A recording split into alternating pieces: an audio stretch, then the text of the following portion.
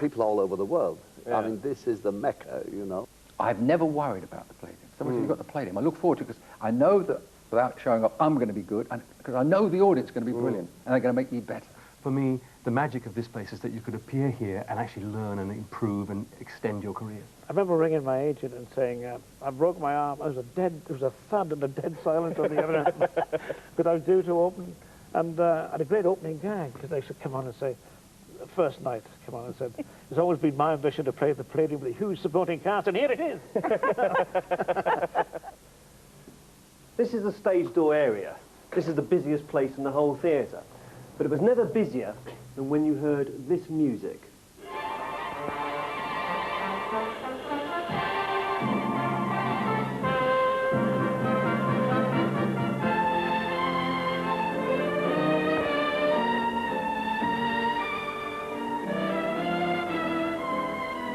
Last week we explored the heyday of the London Palladium as a variety theatre.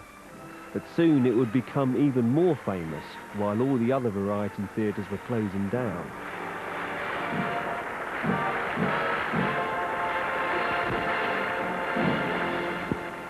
By the mid-1950s, the London Palladium entered a new era. This little gizmo here suddenly allowed people all over the country to see what Londoners had been enjoying for years. Sunday night at the London Palladium became the most popular show of its day. When it started in 1955, 310,000 viewers watched the programme. By 1960, when Max Bygraves topped the bill, the viewing figures were 21 million. Commercial television. Commercial television. The sponsor said that he would be a great big star overnight. So he made his big decision and went into television. The sponsors were right. He was a star overnight. He couldn't act, he couldn't dance, he couldn't sing, and in fact he couldn't do a single thing. He just advertised ball pens, old pens, large pens, small pens, deer pens, cheap pens, play pens, sheep pens, cornflakes, soap flakes, snowflakes, oat cakes, wheat cakes, cheesecakes. That's how he got to the top.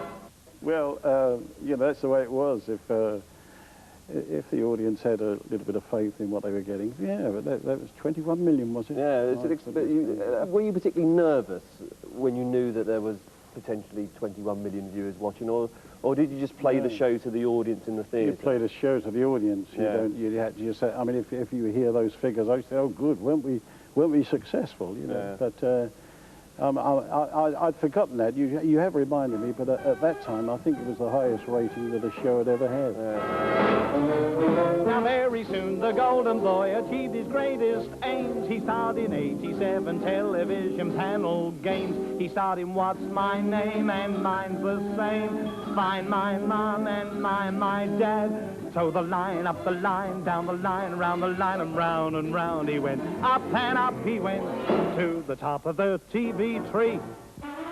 The critics said he's the greatest thing since radium. And for 18 months he packed the London Palladium. It was the one show, something like the Palladium, that could totally change your career. Yeah. It was in 1963, and I was on a club in Manchester the night before, drove through the night, came down, had a terrible dress rehearsal. I was very nervous about walking on this place, because I thought I was just going to be on here once and say, yeah, I played the Palladium. And then I went on, I had 5.5 minutes, and I did 9.5, and it was just, it totally changed my life, because I came from being a club comedian up in the north, and ended up on the front page of every paper the next morning. I mean, I stopped the show, and, well, the fairy tale that happened to me in my life started that night in 1963. Now, a variety show wasn't really a variety show unless it began with a dancing act. So who are we to break with tradition?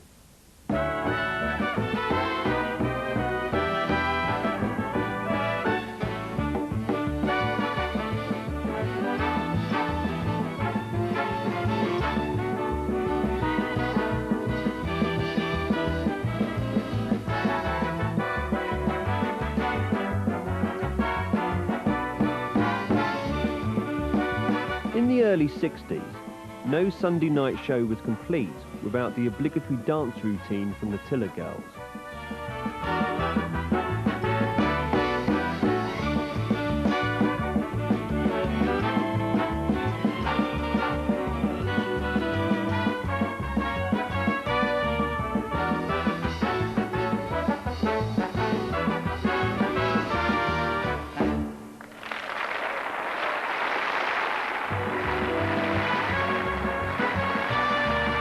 Ladies and gentlemen, the 60s Tiller Girl. Thank you, Robert. Now, Dave, I can start with you first. What are the requirements needed to be a Tiller Girl? Well, the requirements needed to be a Tiller Girl. You need to be between 5'4" and 5'8" in height. Have good all-round dancing ability. The hair needed to be kept short at all times, and a nice personality. Now, Pam, if I can turn to you, there's a very tough schedule you had. I mean, you weren't just doing Sunday night at London Palladium, were you? No, we'd be at the Victoria Palace with the Crazy Gang doing 2 shows a night there. Then on a Friday we would rehearse at the Palladium. Then we'd go to the Crazy Gang show. Then at midnight we would be doing cabaret at the Savoy. But we liked that because we got cabs home.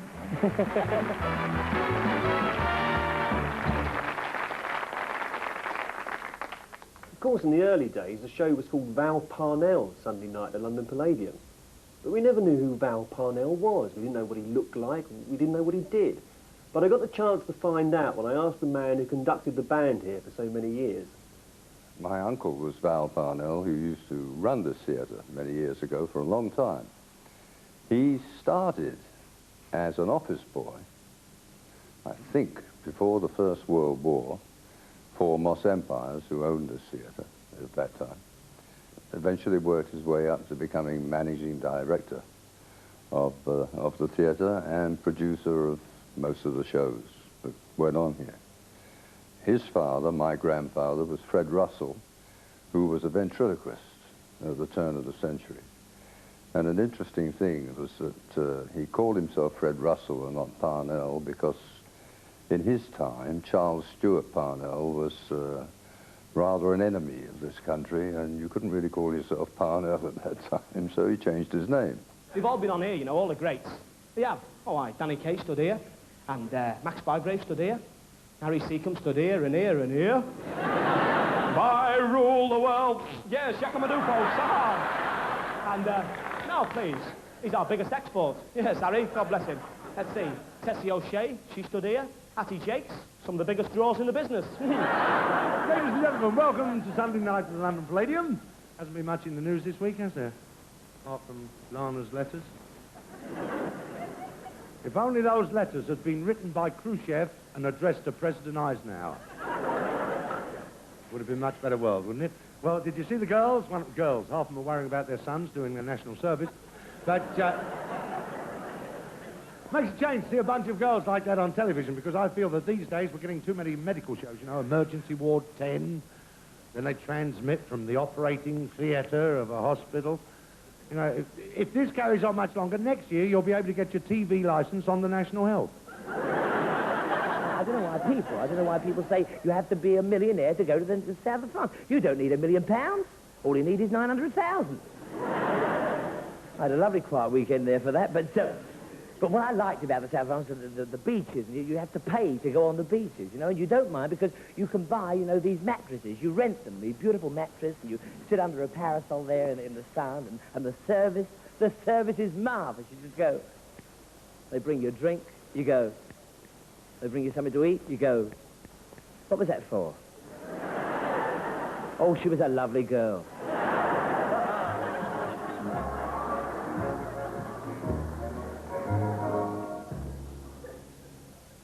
Let's take a fast class to Swinton.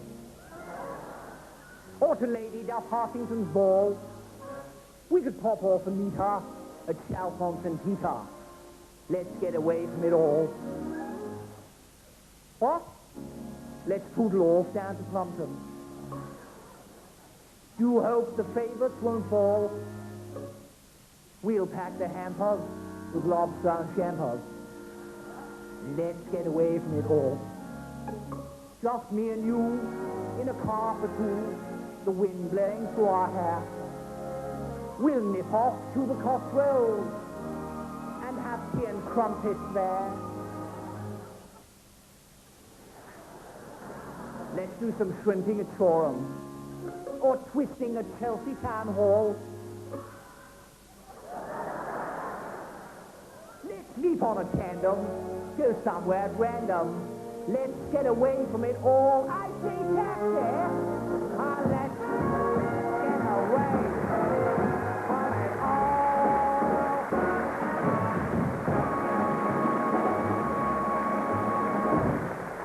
But the most unexpected host of Sunday night at the London Palladium was this gentleman.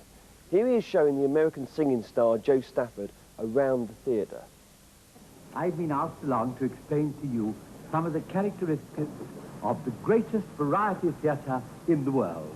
Indeed, it is one of the greats, isn't it? I do hope there'll be more of an audience when the show starts. Well, of course there will be packed. As long as there's been a Palladium, there's always been, thank goodness, a Palladium audience that goes with it. The Palladium is famous, of course, for all the great comics who have appeared here. Very warm, isn't it? It is up here. I found it very, very soft. I wish I could do that. What? Mop my brow and everything, you know. Well, you can do. You've got a handkerchief. Well, no, you see. It isn't a handkerchief. It isn't? Well, I've got a hole in my top pocket, you see. It's my shirt. Your shirt? Yeah. Your shirt? Your shirt? I wish you wouldn't do that.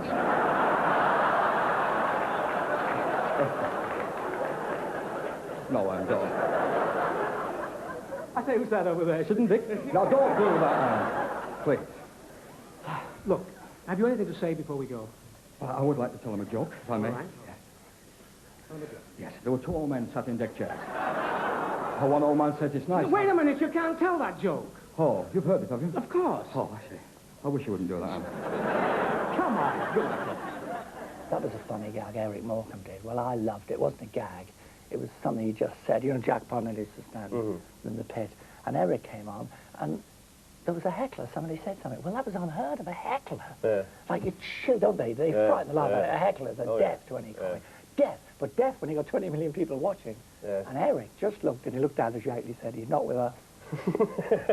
I mean, he couldn't go wrong with that. He had the audience in his pocket. Anybody doing patter after that would have been dead.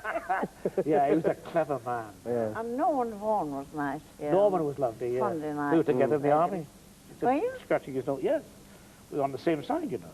Oh, were you? It was in lead retreats. I'm glad.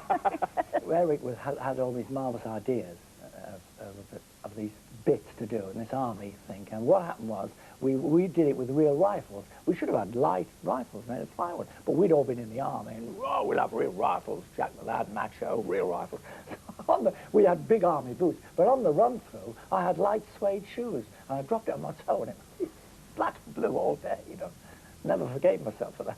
I was driving up one day from home to the thing, and suddenly, it was in Housewife's Choice, I heard this music went, bum, bum, ba-da-dum, da-da-da-dum, da-da, and immediately the brain clicked into gear.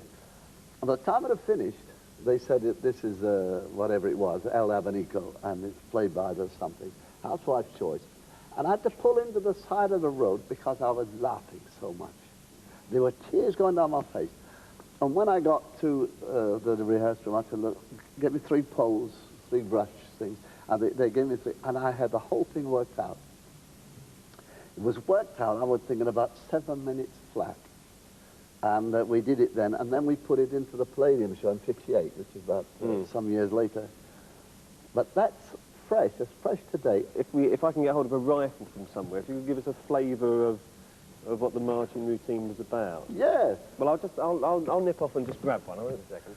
No, well, you see, I think, you see, Paul, the trouble is, has he fainted?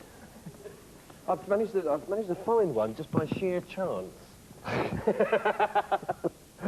sheer chance? Yeah. This is a prop, isn't it? It is a prop, hopefully. No, I just say, because I had to pull in the side of the road because I was really, there were tears coursing down my face. And we stood in the wings here, and we had all the flashlights going. And it went, bum, bum, ba-da-dum, da-da-da-dum, da-da-da, dum dum da da da dum da da da dum da da da dum dum da da da da da da da da da da da da da da da da dum dum dum.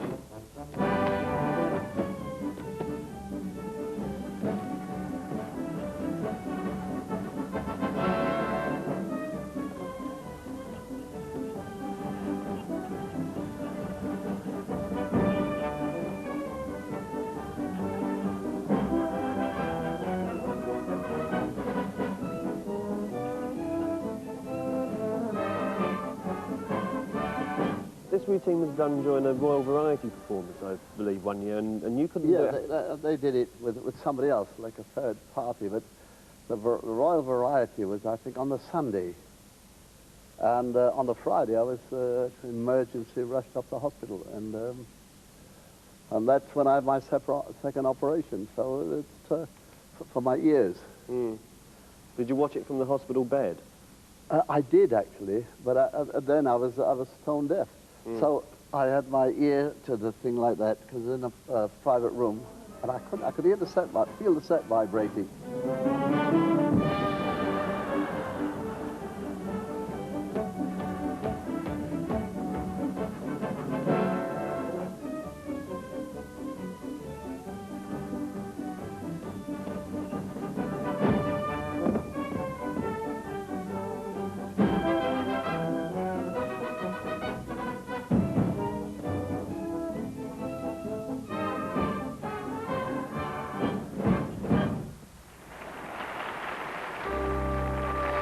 Welcome back to Sunday night at the London Palladium. And now it's time to play Beat the Clock.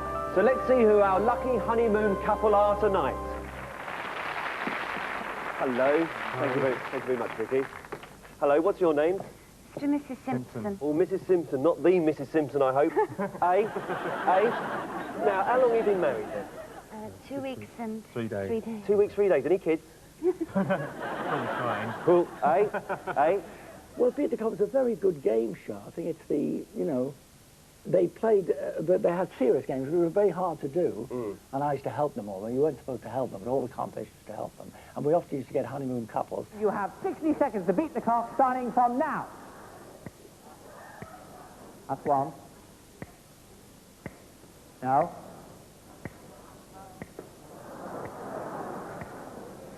That's it, two. Keep them up, keep hold of them. No. Must keep hold of them. That's it. Give them a shout when they come in. Oh. Give them a shout when they come in. Left. That's it. That's lovely. One more now, David. One more. Plenty of time, don't worry. Ah, done it. Very good. Now, to beat the clock, you've got 50 seconds. It's up to you. Start patting the balloon now. Well, start again. Up it goes. Pat it. I wouldn't throw it.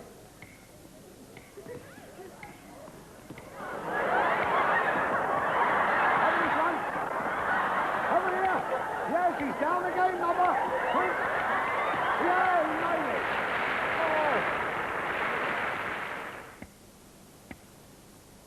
Don't be impatient. Good. Take it easy. Easy now.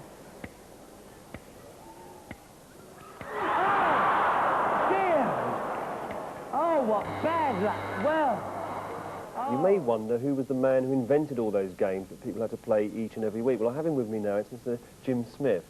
What was the hardest game that you invented? The hardest game I ever devised, people will remember, is based on drums. We had a big bass drum on its side on the stage, and just beyond that, in the straight line, we had a snare drum on a stand, and then a cymbal on a stand, and then he had to bounce balls off the bass drum, hit the side drum, hit the cymbal, and then the wife caught it in the tambourine. If they got it right, it made lovely noises, and they had to catch, I think, 3 balls. We used to run jackpots for 13 weeks. If they weren't won at the end of 13 weeks, it went to charity. And this one wasn't won on the air. I had done it. I made a habit of doing all the jackpots before we used them. Bruce, in fact, had done it. So we knew it could be done. oh! Hey, the wife let you down a bit. Never mind. Oh, yes. Oh, you didn't need that. Hey, no, you've got 10 seconds. 10 seconds to get one more. Yeah. They've done it. Well, Paul, you'll appreciate this. We just got them up. We didn't know anything about this. Yeah, these are contestants. Didn't beat the clock. Just met them on the night. Hello, I'm Norman. How do you do? And we were on the air, and they won big prizes. And one night, a guy came out. He must have been mad. And he did. I think he won a major prize, and he was on the run from the police. I think they were watching him in Savile Row Police Station. They're watching the show. They said, "That's old Charlie Harborough. Go around and nick him." So I think he won a card. No good to be one. It's a bad mistake appearing on a programme that sees 22 million viewers. I thought, what he was, you know what it was? They were so excited. Yeah. Imagine they watch a programme every week, the public. Yeah. And for 6, 7 years every Sunday, and suddenly they're in the theatre, yeah. And they get invited. So, I'll go up there. The whole watching him nick him. So he did come back next week? No, I never saw him again. But the Wandsworth did a one-man show. Now, I'm going to put 30 there. Now, you see, you've got 30 seconds on the clock. I want you to write under there 29, 28, 29, there's 19, all the way down here. You see, so you finish up with a naught. Okay? That's quite clear to you, isn't it? You have 30 seconds then to beat the clock and take your time, because I want a breather. Starting...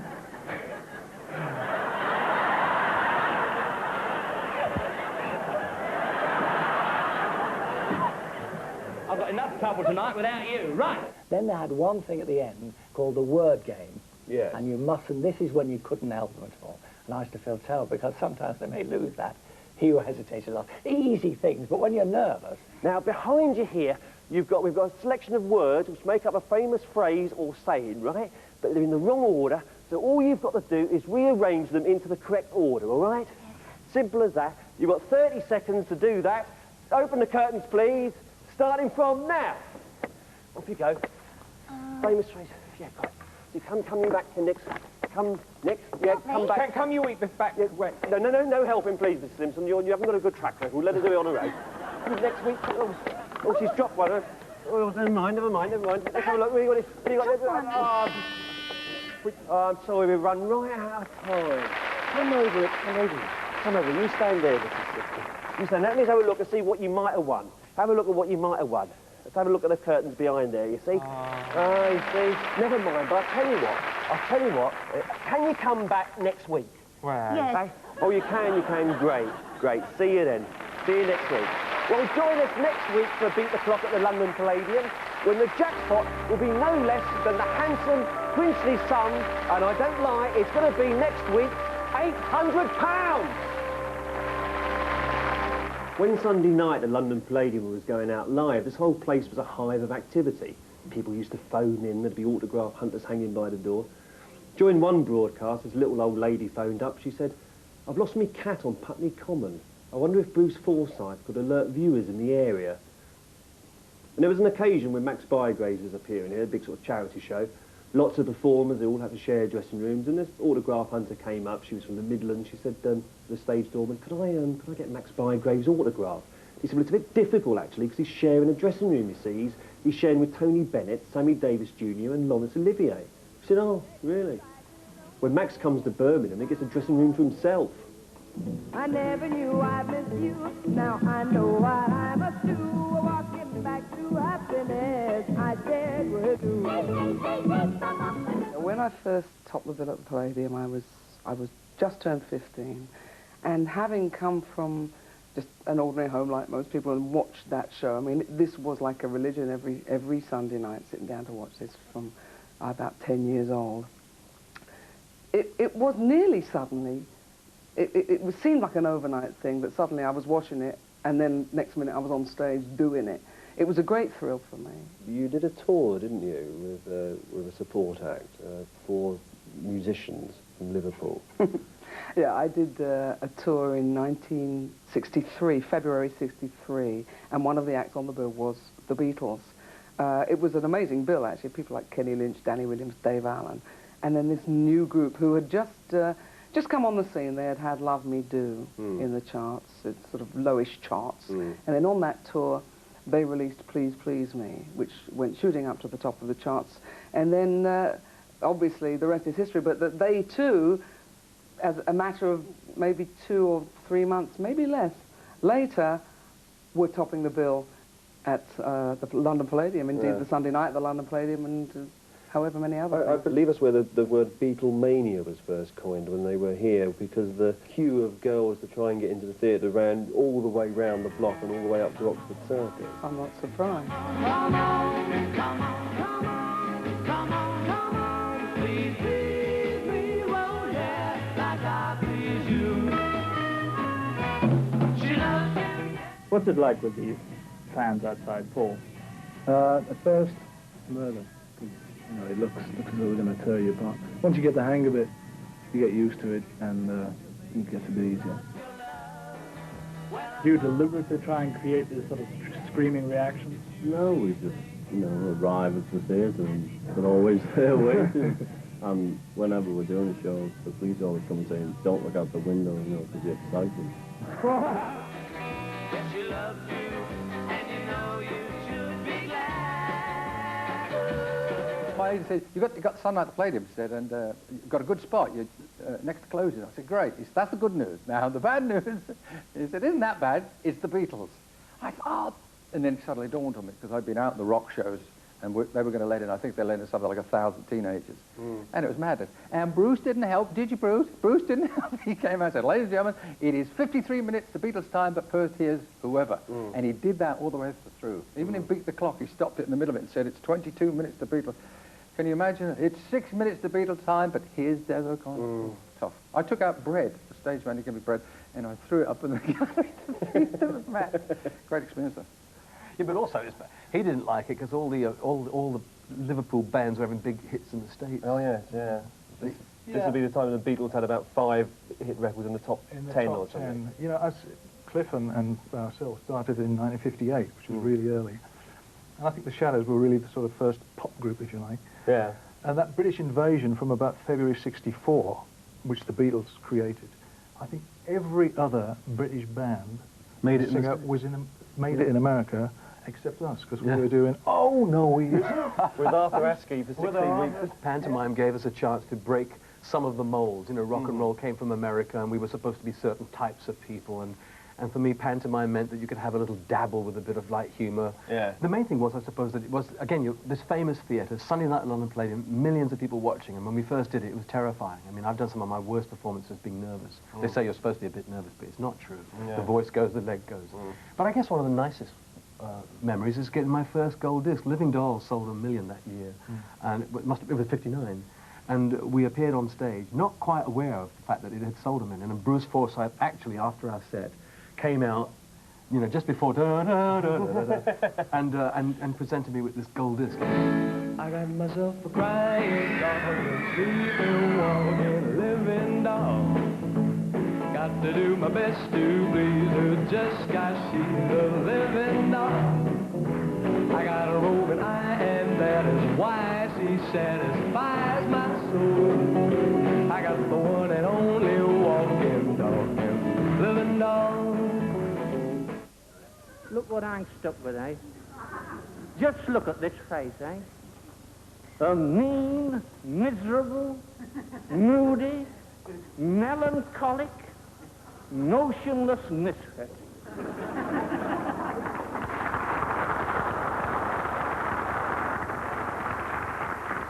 I think it's monstrous that I got him to manipulate me. If only I had a real master of ventriloquism, a marvelous maestro, then I could merely meander through a miscellaneous mixture of mirthful material. And maybe become a star of the first magnitude with the millions of Macclesfields, Maidstone, Margate, Manchester, Middlesbrough, Middle Wallop, and Melton Mowbray.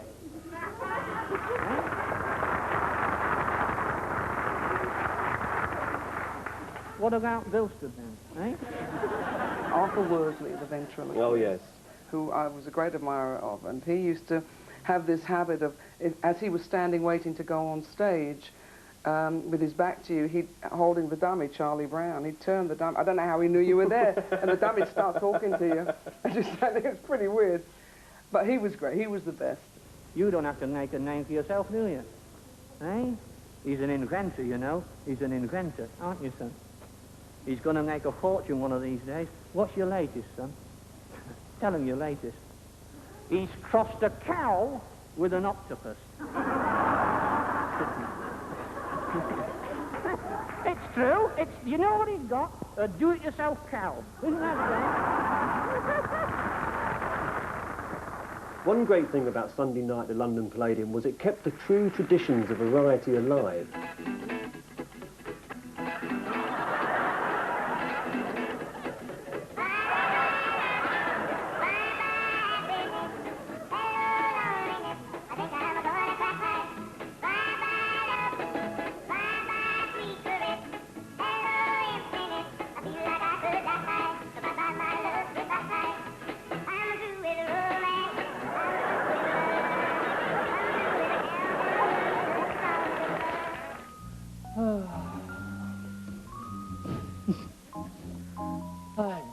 Where will it all end, I ask myself. Probably in the poorhouse.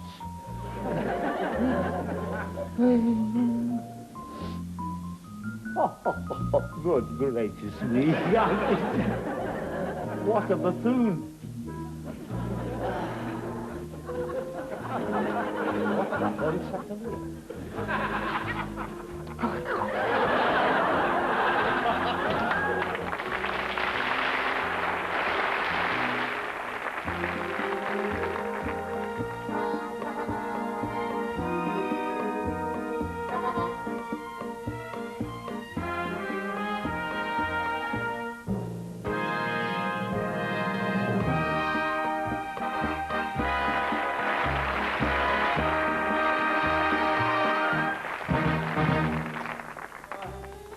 To make it possible to move her from there to there, we have to do this. It's a Rolf Harris noise. Now, do you see it coming out the back, that saw? Yes? It did. All right. Now, this is the one that hurts me far more than it hurts you. Tell me if it comes out at the back, will you? Through? I want you to push, and I am going to pull. Right, a big heave, and... Over there. Feel a hand, please. Feel a tummy. Foot. Okay. Come around this side. Come around here. Feel a hand. Yes. Now look. Touch the tummy. Breathe in. Hold it. Breathe in. Breathe out. Breathe in. Breathe out. Good girl. Satisfied? Hello, Topo Gigio. Hello, Jimmy. How are you? I'm very well, thank you. And I had this Italian act on called Topo Gigio, who was this beautiful little mouse, very real, but he was worked by three guys, and he was on sticks, you see, and wanted all in black velvet. They were all in black with black gloves with this little mouse.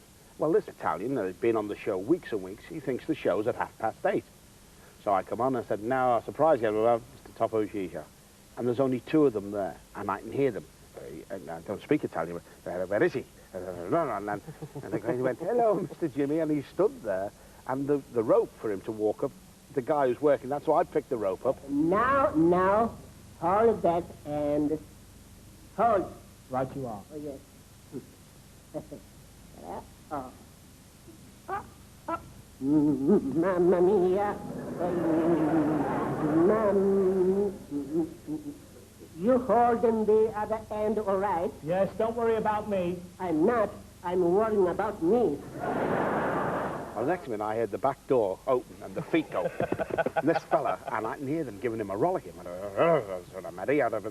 I'm going, hello, Topo, now hoping the radio mic isn't picking this up. And I remember my mother saying, that little mouse, isn't he lovely? Where does he live? I said, he's a puppet, Mark. Don't be silly. I mean, and I thought, well, that's the impression they've got this little fella. Yeah. That was lovely. Bye-bye, Jimmy. Bye-bye? Well, where are you going? Back to Milan. Bye-bye. Bye-bye, Topo. This is one of the features that people always remember from Sunday night at the London Palladium. No doubt it looks very familiar to you. But if it doesn't, here's a clue.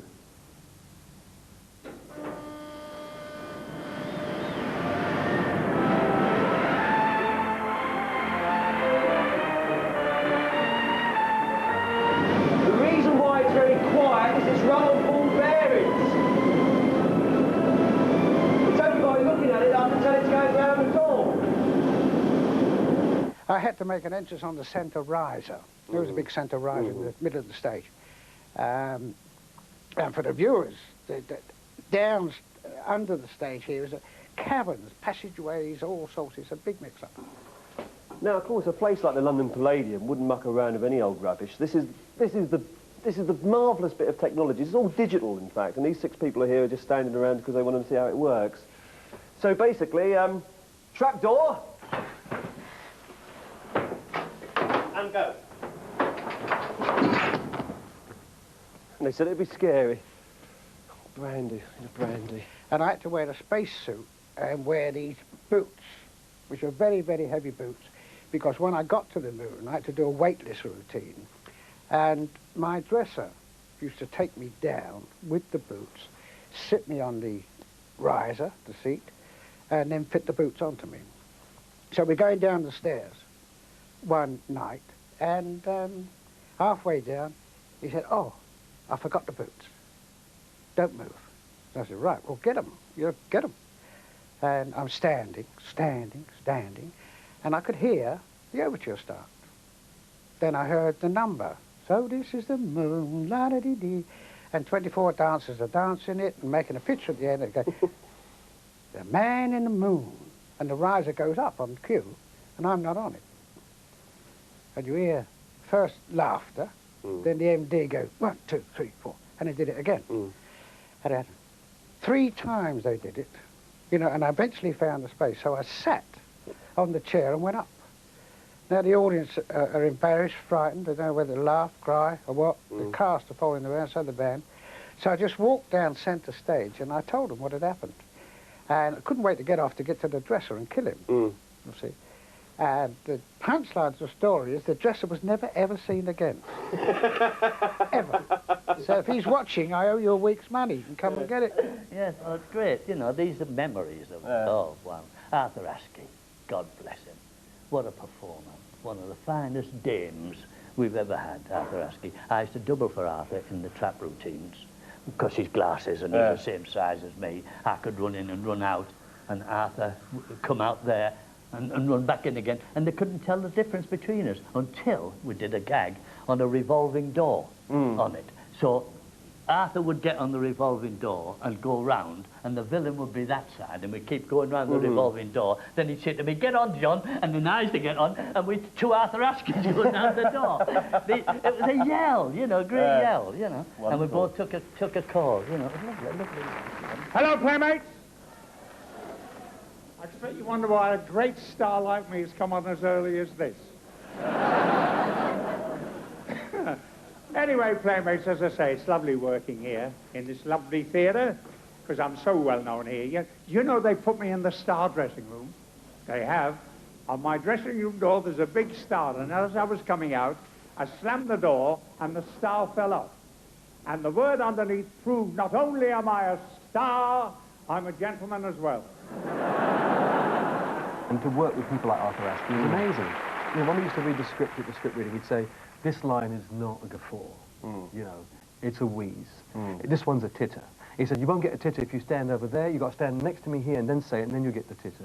And I tried all these different ways, and he was always right. You comedians seem to be able to gauge. You say it's a kind of instinct, I mean, with his experience as well. After a while, you've got instinct and experience together. You sort of think, well, this has worked before, Yes. and I know it. I'm not really sure why, but if you do it this way, it will work. One of the biggest laughs I've ever had in show business.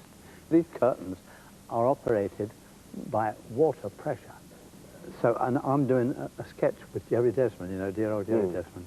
I'm doing a sketch with him, and we're only about halfway through the sketch, and we're saying, you know, whatever the lines were. Have you been, of course, I never couldn't pass it. And suddenly the curtains starting to close. We see them going in.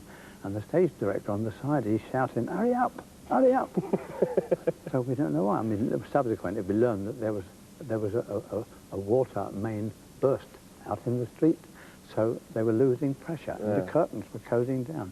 And so we were talking quick. Andrew, please, quick. Andrew, and the band was screaming with laughter because, you know, they knew it was different, something was wrong. Screaming with laughter, and the audience were laughing as well, and the curtains were coming down, and I just went, "Have you predicted 12?" And I finished out of the bar like that as they closed. I'm going to finish this song. It's the last thing I do. When I decide, when I decide, I'm smiling. Show the world is right. When I decide, that's right. When I decide,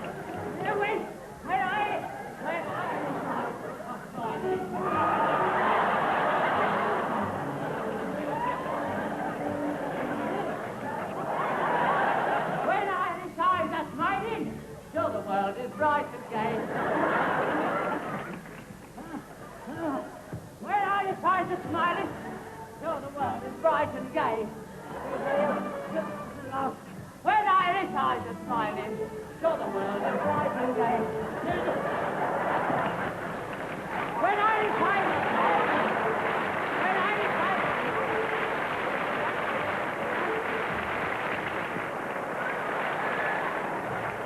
when I decide to smile in, show them out. When I decide to smile in, show the world is bright and gay. You can hear the people shouting, hip, hip, hip, hooray.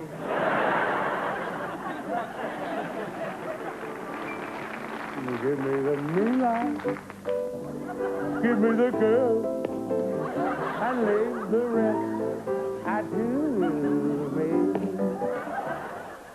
They said to me, oh, Tommy's going to do an extra bit in the show in the second half before you go on. I said, oh, lovely. He was doing something in the first half. Then I heard my music and I started rushing to the side of the stage. I heard Give Me the Moonlight.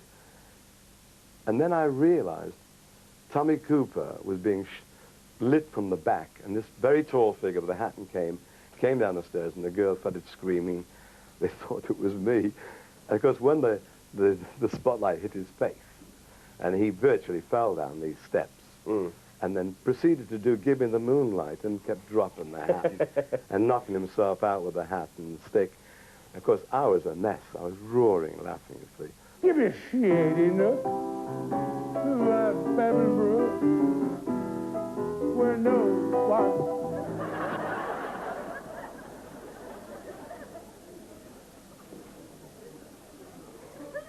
Oh, dear. Give me bait for two, where we can fill it too.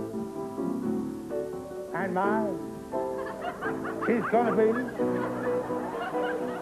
if there's anyone, and they like to cry me out, give me the moonlight, give me the girl, and leave the rest to me. I didn't do Moonlight to start with. I used to almost leave it to the end of the show. When I got to Give Me the Moonlight, what happened? Of course, for the first time in my life, I dropped the hat and cane. Totally. I mean, I made a mess of it because it was in my mind, Tommy doing it. You see, it was like guying the guy. It was totally wrong. So from then on, I had all the loudspeakers switched off in my dressing room. And I said to people, please don't tell me he's on. I don't want to hear him, you know. I couldn't watch him. It was too much.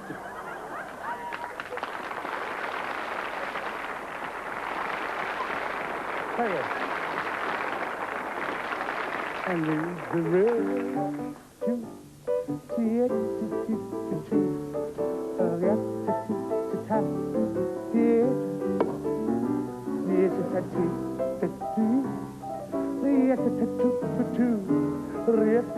oh!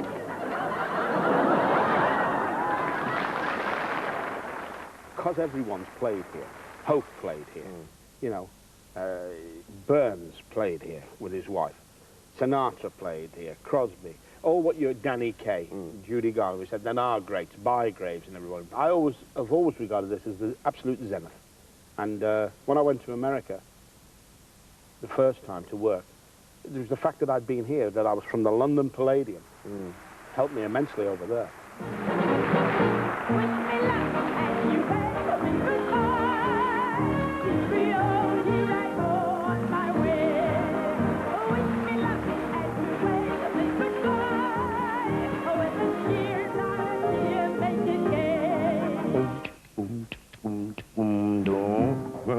Yeah, how a pound of tuppenny rice, boom, half a pound of treacle, boom, that's the way the money goes. Pop goes the weasel. After you've gone and left me cry, after you've gone, there is no denying. You'll feel blue, you'll feel sad, you'll miss the bestest pal you've ever had.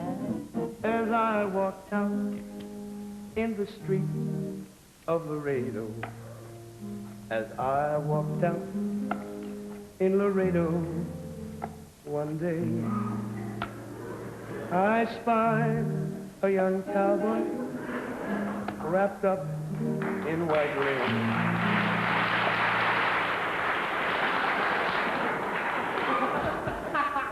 Shucks, I wouldn't put it on unless I was good at it. There'll come a time, now don't forget it.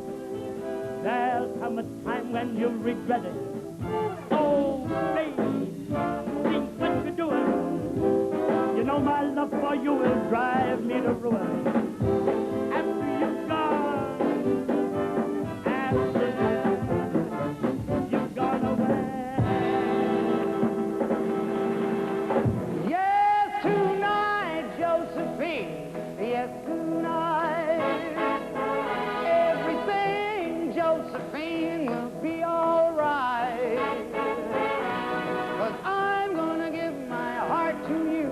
Don't ask me if I love you, 'cause you know it's true tonight, Josephine. Yes, tonight. Because you're mine, the brightest star I see, look down my love and envy me. Because you're mine, because you're mine, because you're mine. The breeze that hurries by becomes a melody, and why? Because you're mine, because you're mine. Yesterday, when I was young, the taste of life was sweet as rain upon my tongue. I tasted life with this in a foolish game. The way the evening breeze made tease a candle flame. The thousand dreams I dreamed, the splendid things I planned, I always built a last on weak and shifting sand. I live by night and shun the naked light of day, and only now I see how the years ran away. Would have done so nice and still have begged for more. I could have spread my wings and done 1,000 things I've never done before.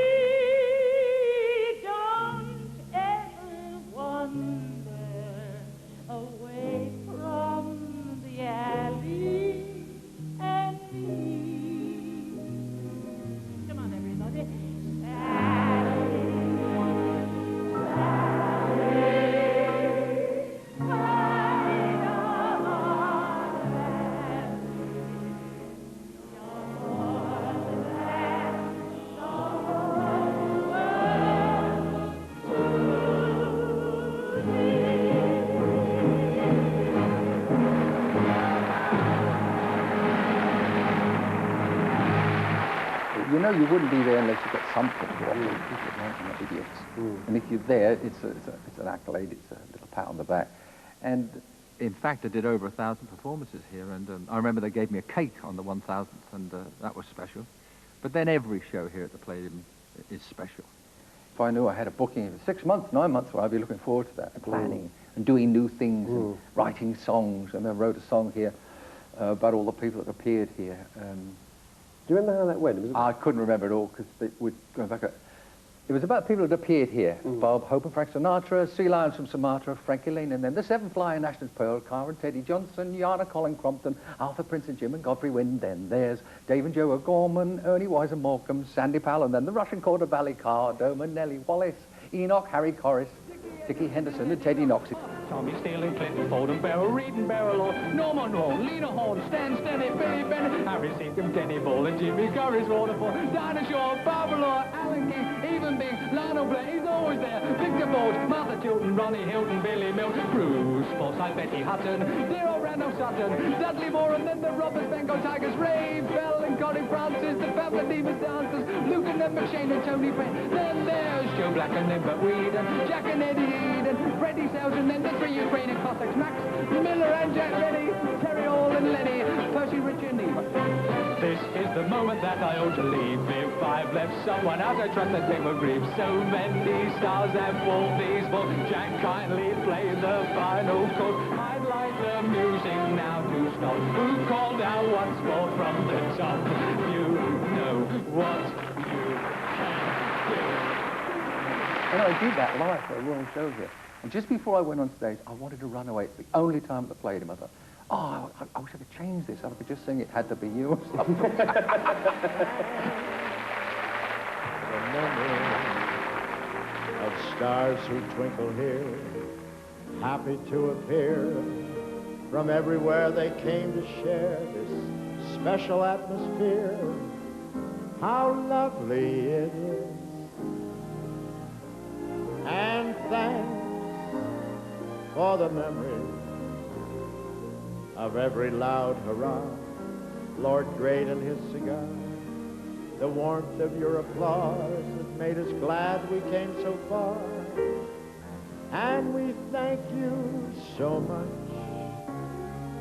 The friends who've appeared here before us, Sinatra, Jack Benny, and Judy, Durante, that symbol of beauty,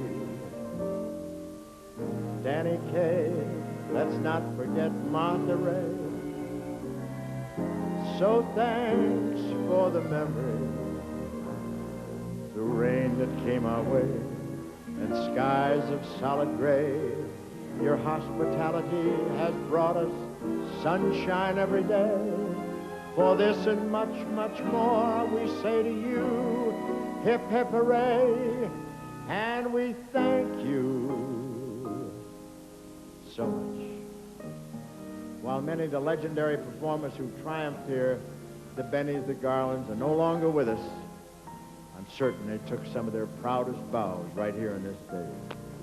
Indeed, for me, the Palladium shall always remain very dear to my heart, for it is here, alongside the time-honored traditions of this business I love so much, that has been so very good to me, the spirit of my partner Bing shall forever reside.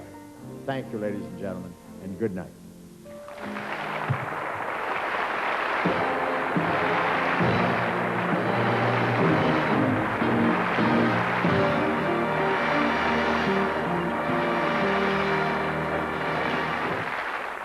After the show's over and the applause has died down and everybody's gone home, there's one person left in the building. His name's Ken Brown. He's the fireman, and he first started working here in 1958. Now, Ken, can you tell me exactly what your duties are as a fireman? Opening the building before it shows, and then being responsible for every person in the building, both backstage and front, while the performance is on, and securing the building last thing at night when everyone has left. So you say, once everybody's left, you're here on your own? Yes, absolutely. And there's nobody else in the building at all? No one should be in the building, no. And I believe you used to play the trumpet. Many years ago. many years ago, yes. So when the building's empty, the theatre's empty, are you ever tempted to pick a trumpet up and wander out onto the stage and maybe just play in front of the... You must be joking. Too long ago, that was 2 years ago. Oh, well, just a romantic thought. Am I the last one here? You are indeed. Oh, well, I better be off. See you again. Yeah, good night, Paul. Cheerio.